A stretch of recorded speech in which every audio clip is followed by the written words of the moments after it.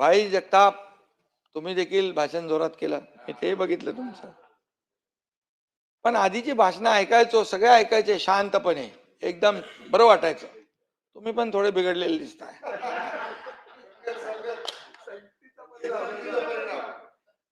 पण भाईचं बोलणं कसं आहे बाबा, मुद्देसूद सगळ्या गोष्टी, परंतु पण भाईनी भाषण केलं त्यामध्ये खरं म्हणजे अनेक टीका टिप्पणी केल्या त्यांनी.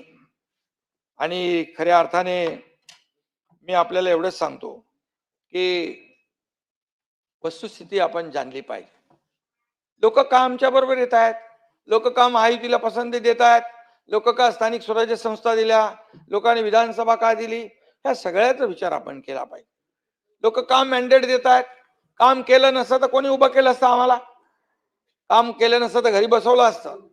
आणि म्हणून जो वेळ आम्हाला मिळाला 3.5 वर्ष, त्याचा आम्ही सदुपयोग केला जनतेचा प्रश्न सोडवण्यासाठी, या महाराष्ट्राला पुढे नेण्यासाठी. आणि म्हणून लोकांनी देखील भरभरून आम्हाला आशीर्वाद दिले.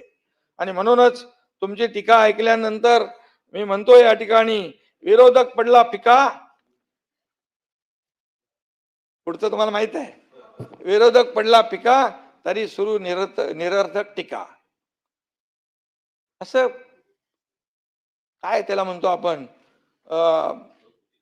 नाही संकुचित नाही, ओढून ताणून काहीतरी बोललं पाहिजे म्हणून जे बोलण्याचा जो आवेश आहे, आणण्याचं जे, तसं नाही होत ते. आणि म्हणून आणि जे काय उष्ण अवसान जे विरोधी पक्ष आणतोय ते थोडं भाई बघा, चाळून बघा. भाई फक्त रोजगार निर्मितीच नाही, उद्योग वाढ, शेतकऱ्यांसाठीच्या योजना, आरोग्य योजना, लाडक्या बहिणींच्या योजना. मला सांगा, शेतकऱ्यांच्या अतिवृष्टी अवकाळीमध्ये नुकसान होत होतं, सततच्या पावसामुळे होणारं नुकसान भरून दिलं जात नव्हतं, एनडीआरएफच्या निकषाच्या बाहेर जात नव्हते. मी मुख्यमंत्री असताना एनडीआरएफचे निकष बाजूला ठेवले, एनडीआरएफच्या दुप्पट आम्ही देऊ लागलो. 2 हेक्टरचं भाई 3 हेक्टर केलं, सततच्या पावसामुळे होणारं नुकसान जे आहे ते भरून देऊ लागलो. अगदी गोगलगाईनी केलेलं नुकसान देखील आम्ही भरून दिलंय. ही वस्तुस्थिती आहे. आणि आता जे झालेलं जे नुकसान आहे, प्राण्यांनी केलेलं नुकसान, तेही आपण भरून देतो. आणि म्हणून नीलगाई पासून गोगलगाई पासून सगळ्यांनी केलेलं नुकसान. आणि म्हणून या आता झालेल्या सप्टेंबर ऑक्टोबर मध्ये अतिवृष्टी झाली, त्यामध्ये देखील खूप मोठं प्रचंड नुकसान झालं. आम्ही म्हणालो होतो शेतकऱ्यांची दिवाळी काळी होऊ देणार नाही, दिवाळीच्या अगोदर त्यांच्या खात्यामध्ये पैसे गेले. 32,000 कोटीचं पॅकेज त्यावेळेस आम्ही घोषित केलं आणि त्याच्या पैशाचं वाटप केलं आणि ते सुरू आहे. ही वस्तुस्थिती आहे. तरी सांगणं शेतकऱ्यांना वाऱ्यावर सोडलं, शेतकऱ्यांना आम्ही कधी वाऱ्यावर सोडणार नाही. या राज्याच्या तिजोरीवर पहिला अधिकार कोणाचा असेल, तो आमच्या बळीराजाचा आहे, शेतकऱ्याचा आहे. कोणीतरी म्हणाला मगाशी ते कर्जमाफीचा विषय काढला.